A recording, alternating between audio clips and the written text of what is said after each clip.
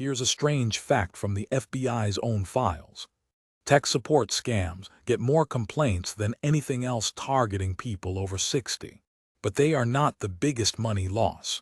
Something else takes more than double that amount from retirees every year. Stay with me, because we are ranking 6 scam categories by actual dollars lost in 2023, smallest to largest, using one federal report. By the end, you'll know exactly which one drained over $1 billion from people over 60 in a single year. Let's start small, because even the smallest number here is over $100 million.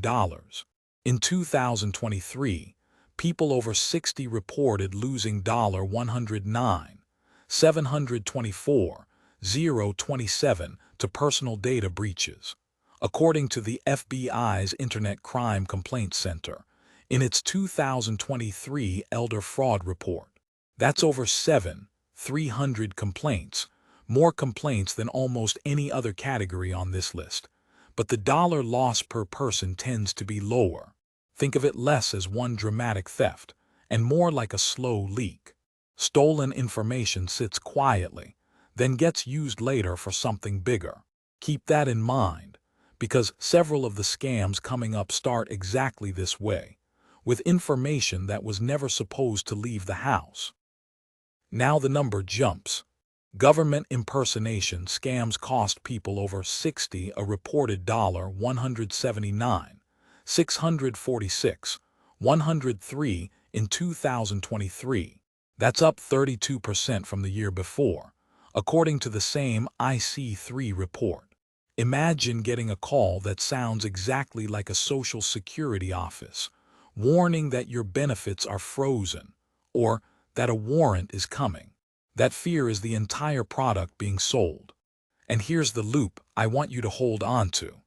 This category, combined with the very next block, and one still to come, is part of a group of over 60 losses that FBI data shows outpaced every other age group in America, combined.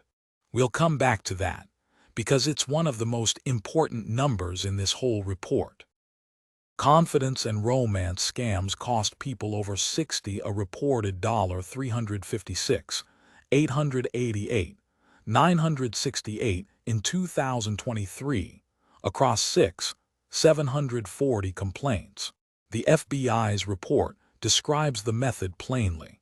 A criminal builds a fake online identity, gains someone's trust or affection, and eventually asks for money. Often the fake persona claims to be in the military or working a trade job overseas, which conveniently explains why an in-person meeting never happens and why money needs to be wired abroad. Inside this same category, the report also flags something called the grandparent scam, a criminal pretending to be a panicked grandchild in trouble.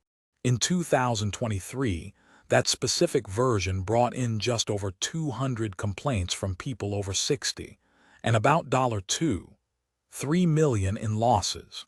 Small next to the categories around it, but a reminder that trust, not technology, is the real weapon here. Business email compromise, known as BAC, cost people over 60 a reported $382,372,731 in 2023. This one often hides inside ordinary paperwork, a fake email that looks like it's from a title company, a bank, or an employer, asking to redirect a wire transfer. It's quieter than a romance scam and less theatrical than a fake government agent, which is exactly why it works. Fewer complaints than some categories, just over 3,000, but a high average loss per person, because the amounts involved are often tied to real estate closings or retirement withdrawals. We're now past a third of $1 billion, and we're only halfway through the list. Here's the twist from the hook.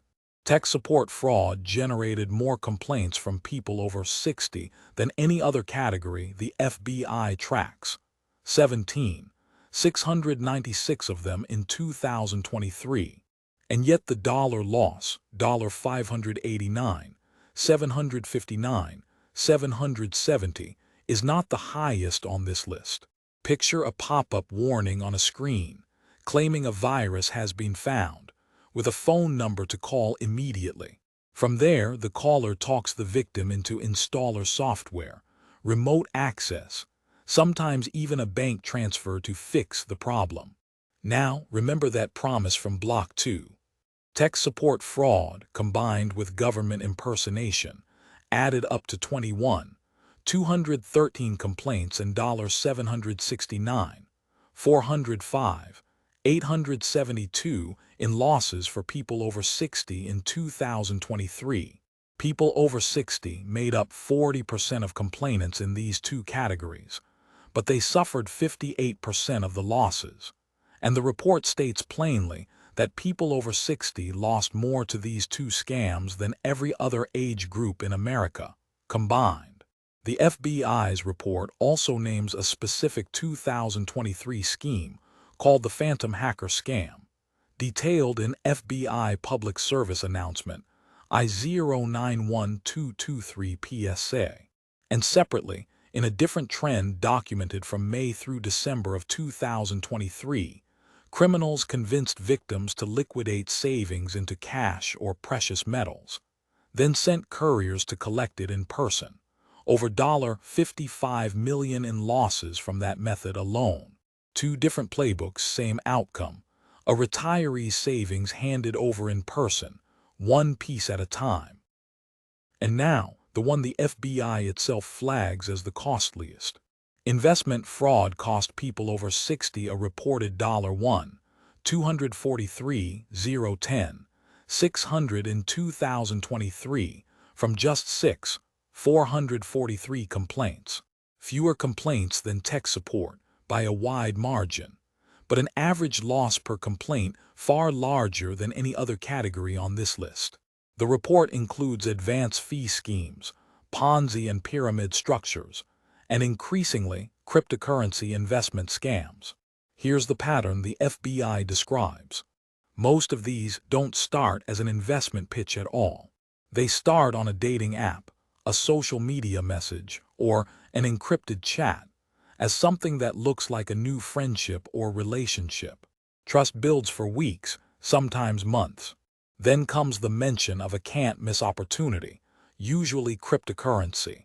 By the time real money moves, the victim isn't dealing with a stranger asking for an investment. They're dealing with someone they believe they know.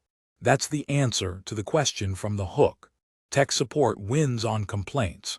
Investment fraud wins on damage, over $1 billion from people over 60 in a single year. Let's bring it together.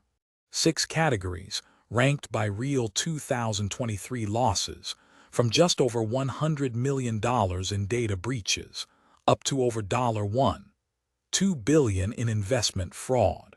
Across all categories combined, total reported losses from people over 60 top $3.4 billion in 2023, and that's very likely an undercount, since only about half of the complaints IC3 received that year even included the person's age.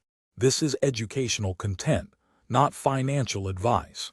If any of this sounds familiar from your own life or someone you know, the official place to report it is IC3, Gov or FTC, Gov or OIG, SSA, Gov for anything involving Social Security. Here's a question worth sitting with.